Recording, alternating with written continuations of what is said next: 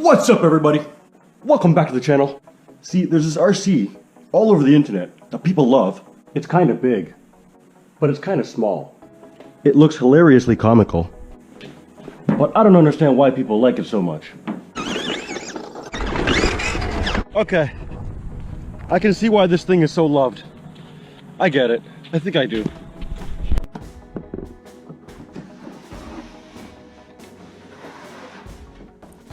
The Tamiya Lunchbox. Honestly, there isn't much to tell you about this vehicle that hasn't already been said.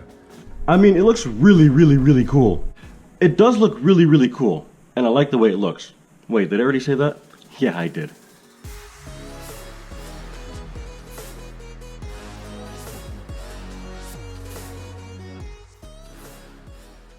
Released in 1987, before I was even a year old, many of you Golden Era RCers had the pleasure of witnessing the introduction of this RC to market. In fact, it made such a splash that 34 years later to this day, it's still being manufactured, sold, and enjoyed in its original form with only changes to its electronics. That's 3 decades if you're paying attention. So instead of being another statistics review, I'm going to just share with you my thoughts and feelings. After all, this video is about me figuring out why people love this so much. So I did it. I opened the box I said I wouldn't open, so that I could find out, why the heck do you guys like this so much? You see that? It's only semi-assembled. I gotta do stuff first, so this isn't just a quick let's run video. Let's install what I need to install first, and then go play.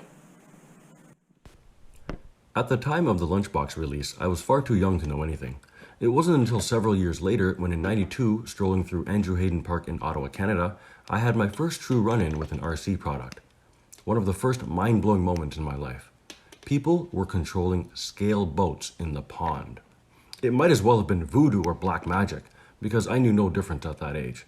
And my mind raced all over the place thinking of everything else that could possibly be controlled by magic without wires. I had no idea what RC or hobby grade even was.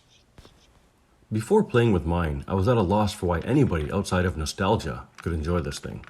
Well, it's actually quite easy to see why and how, especially with the right frame of mind. Let me procure a setting for you. Start your imaginations and travel back in time with me. Back to a time before you reached your first decade, or just after, and remember the feelings you had when seeing far less capable remote-controlled or radio-controlled vehicles. Or perhaps for the lucky few that remember back to when you may have owned an RC vehicle for the first time. For me, when I close my eyes, I remember seeing trucks and buggies from Radio Shack, and sometimes, rarely, Toys R Us. And I say rarely because I can count on less than one hand the amount of times I was brought to Toys R Us as a child. It just wasn't feasible with the tax bracket we were in. Being that I was only exposed to Radio Shack cars was no downfall, though. Radio Shack in the late 80s to early 90s had somewhat respectable, almost hobby-grade RC vehicles. Brands and rebrands of and such as Tayo, Tomy, Tandy, and a few others made for great selections of high-end quality toys. And with all that in mind, we can easily see how a Lunchbox is impressive in comparison to some of the already existing vehicles when the Lunchbox was released. Now with my mind set to 10 years old, I packed up my gear and headed out for some innocent, lay on the ground to watch my RC fun time.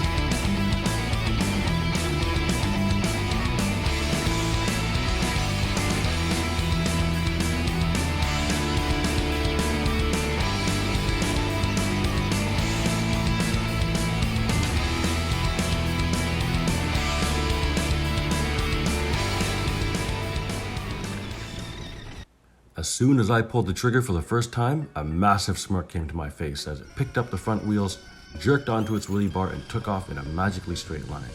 almost majestic in a way, how it stood on its hind legs, charged forward into the future, grabbing a hold of its own reins. It accelerates like nothing I'd ever experienced at that age. The fact that I could visibly see some sort of suspension working was awesome. Its reactive steering when the front wheels were on the ground was quite acceptable, and even at times more than enough with a stab of brake to rotate the vehicle on demand. The way this thing bounces and changes direction is very comical, and to be quite frank, I don't even need to imagine that I'm 10 years old while playing with this.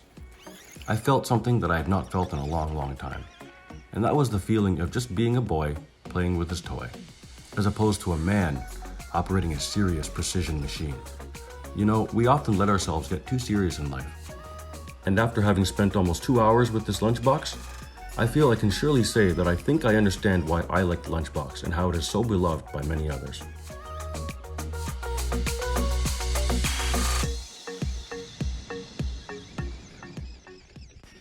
As I drove and drove, it seemed that nothing would stop this truck. I brought it to the sand, dirt, gravel, grass, and of course the pavement. The only thing stopping it while I played were dead batteries. Sadly, I chose not to jump this thing as I did not want to scratch the body just yet. However, I am heavily considering getting another kit and making a modified one, as I just can't bring myself to change this one. It is perfect the way it is. Thanks for joining me and hope you enjoyed my video. Make it a great day. Holy crap, that was really fun.